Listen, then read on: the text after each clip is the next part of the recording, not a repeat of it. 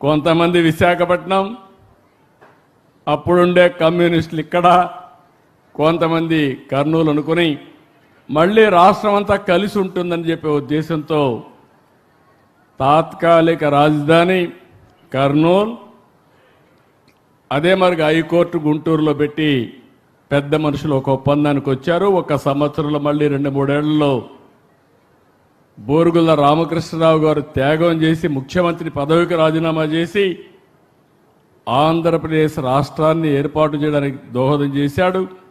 అదే మొట్టమొదటి భాషా ప్రయుక్త రాష్ట్రాల్లో మొట్టమొదటిది ఆంధ్రప్రదేశ్, తర్వాతనే అనేక రాష్ట్రాలు వచ్చాయి. మీరు నేను ఇక్కడ ఉండేవాళ్ళు కొంతమంది అయితే చాలా సంవత్సరాలు, నేను 78 ఎమ్మెల్యే అయితే నేరుగా హైదరాబాద్లో సెటిల్ అయ్యాను. అక్కడి నుంచి ఎందుకంటే నేను మంత్రి కావడం, పార్టీ అధ్యక్షుడు కావడం, ముఖ్యమంత్రి కావడం, రాష్ట్రం అంతా రన్ చేయాలి కాబట్టి అటు తెలంగాణ ఇవన్నీ చేశాం. 2014 మళ్ళా బైఫర్కేషన్. ఆ రోజు కూడా నేను ఒకటి ఆలోచించాను, మీరు గుర్తుపెట్టుకోవాలి. భగవంతుడు నాకు కొన్ని అవకాశాలు ఇచ్చాడు, ఆ అవకాశాలని సద్వినియోగం చేసుకున్నాను. కొన్ని జీవితాల్లో కొన్ని అవకాశాలు వస్తాయి. సద్వినియోగం చేసుకున్న వాళ్ళం మనకు ఒక తృప్తి ఉంటుంది. ఎందుకంటే మనకి ఇచ్చిన అవకాశాన్ని సద్వినియోగం చేశామని. ఇప్పుడే మనోహర్ గారు వస్తూ ఒక మాట అన్నాడు, సార్ మీరు హైటెక్ సిటీ కట్టారు, అది మహానగరం అయింది, హంబుల్ వే మీరు ఇది స్టార్ట్ చేశారంటే హంబుల్ కాదు, ఇది గ్రేట్ విజన్కి మొదటి సక్సెస్ మాత్రం అని చెప్పాను. విభజన జరిగింది ఆ రోజు, మీరు అందరూ హైదరాబాద్ పెట్టిన నన్ను చాలామంది ఎగతాళి చేశారు. నేను హైటెక్ సిటీ కడితే ఆనాటి రాజకీయ నాయకులు హైటెక్ సిటీ కడితే ఏమవుతుందన్నారు. ప్రపంచంలో అధినేతలంతా హైదరాబాద్కు వస్తే మీరు ఒక రోడ్డు వేశారు, హైటెక్ సిటీ నుంచి ఎయిర్పోర్ట్ వరకు మీరు షో చేస్తున్నారు, దీనివల్ల ఏమీ రాదన్నారు. నేను ఒకటే సంకల్పం, తెలుగు జాతి గర్వపడే విధంగా ఒక మహానగరాన్ని నిర్మాణం చేయాలనే సంకల్పంతో అడుగడుగునా ముందుకు పోయి హైదరాబాద్ నిర్మాణం చేశాం. 162 కిలోమీటర్ల ఔటర్ రింగ్ రోడ్డు.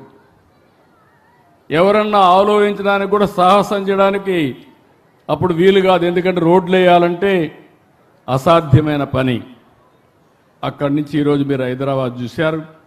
విభజన జరిగింది. విభజన జరిగిన తర్వాత నేను ఇప్పుడు కూడా చెప్తున్నాను, హైదరాబాద్ నిర్మాణం చేశాం. తెలంగాణ రాష్ట్రానికి హైయెస్ట్ పర్ క్యాపిటల్ ఇన్కమ్ ఒక్క సైబరాబాద్ వల్ల, ఔటర్ రింగ్ రోడ్డు వల్ల ఈరోజు తలసరి ఆదాయంలో దేశానికి ఆదర్శంగా హైయెస్ట్ తలసరి ఆదాయం తెలంగాణకు వస్తుందంటే తెలుగు జాతి తరపున నేను గర్వపడుతున్నానని మరొక్కసారి మీకు తెలియజేస్తున్నా.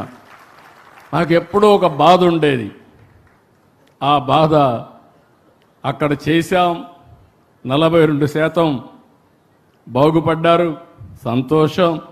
ఇక్కడ 58% ఉన్నారు, ఏం చేయాలి అని ఎప్పుడు నా మనసులో బాధ, ఆవేదన ఇప్పుడు కూడా ఉంది. అక్కడి నుంచి నేను ఆలోచించినప్పుడు రాజధాని లేకపోతే మనం ఏం చేయలేం. ఒక ఇంటికి ఒక మంచి ఇల్లు ఉండాలి, ఒక సమాజానికి, ఒక రాష్ట్రానికి మంచి రాజధాని ఉండాలి. అందుకే నేను ఆ రోజు సంకల్పించినప్పుడు అసెంబ్లీలో చెప్పాను. అప్పటికి కమిటీ వచ్చింది, రిపోర్ట్ ఇచ్చారు. అప్పుడు రైతులు కూడా ముందుకు రాలేదు. నేను ఆ రోజు మొట్టమొదటిసారిగా ఆలోచించింది, 25 పార్లమెంటుకు సెంటర్ పార్లమెంటు గుంటూరు. తంబురూలు ఇది. ఎవడైనా అర్థం కాకపోతే అర్థమయ్యేట్టుగా చెప్పాలంటే ఒకే మాట, రాష్ట్రానికి నడిబొడ్డున రాజధాని అదే గుంటూరు జిల్లాలో అమరావతి. ఇటు పోతే 14, ఇటు వస్తే 14. చిన్న పిల్లలను కూడా ఎక్కడ రాష్ట్రానికి సెంటర్ అంటే నేరుగా వీళ్ళు అక్కడికే పోతుంది. అవునా కాదా మీరే ఆలోచించండి. సంకల్పం బాగానే ఉంది, కానీ ఎట్ట కట్టాలి? నేను కూడా గుంటూరులో లేకుంటే విజయవాడలో ఒక 50 ఎకరాలు తీసుకొని ఒక సెక్రటరియట్ కట్టేయచ్చు, మామూలుగా ఉంటుంది. కానీ భవిష్యత్తు ఏంటని ఆలోచించినప్పుడు నాకు అనిపించింది, దీన్ని ఒక మహానగరం చేయాలి, ఏ విధంగా చేయాలని ఆలోచించినప్పుడు మొట్టమొదటిసారిగా మేము మాట్లాడుతూ ఉంటే నారాయణ గారు మేమందరం ల్యాండ్ పూలింగ్ అనే కాన్సెప్ట్ వచ్చింది. రాజధాని నిర్మాణంలో రైతుల్ని భాగస్వాములు చేస్తే ఎట్లుంటుందని. చాలా బాగుంటుంది, ఎవరున్నారు కనుక్కోండి, ఎవరు వస్తారో కనుక్కోమన్నాం. అప్పుడు వస్తే విజయవాడ, గుంటూరు, మంగళగిరి, ఒక పక్కన అమరావతి ప్రాంతం. అక్కడ ఆలోచించినప్పుడు రైతాంగానికి ఆలోచనిస్తే మీరందరూ ముందుకు వచ్చారు. దేనికోసం వచ్చారంటే, నేను సైబరాబాద్ నిర్మాణం చేయకపోయుంటే మీరు వచ్చేవాళ్ళు కాదు, నా మీద నమ్మకం ఉండేది కాదు.